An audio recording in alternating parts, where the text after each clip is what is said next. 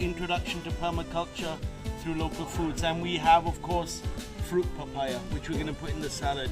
We have spring onion that was actually growing in that last field that we didn't harvest, but it was harvested this morning. We have cheese fruit. This is not from Solitude, but the seed we've been planting. We have a few of them. We got it from another Auroville farm. We've been planting them this week.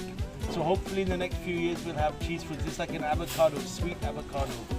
This is the Vana Tulsi, the wild Tulsi, jungly Tulsi.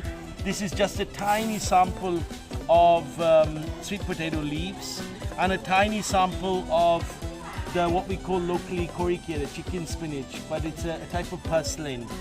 And then we have this mushroom spinach, this gangetic primrose, very beautiful, tasty spinach. This is the mortakan, the balloon vine, cardiospermum.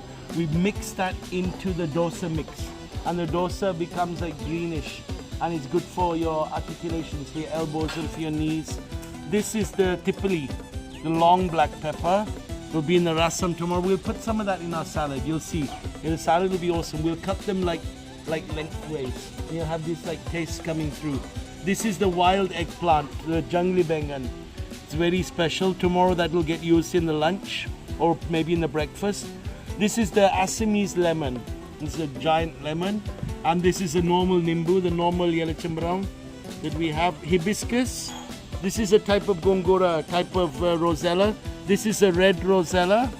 And this is another, like the crinkly leaf rosella. So a few types of different types of rosella. A little tiny example of the amaranth. And this is the long beans, what we call the karamani in Tamil, or lobia, or cowpea. Guava leaves, they'll go in the salad. A little bit of chili. This is the kalparavali. There's only a little bit, it's quite strong, but we'll definitely put this in the salad. This is used in all Indian households for kashayam, for throat fever and all, like a cough medicine.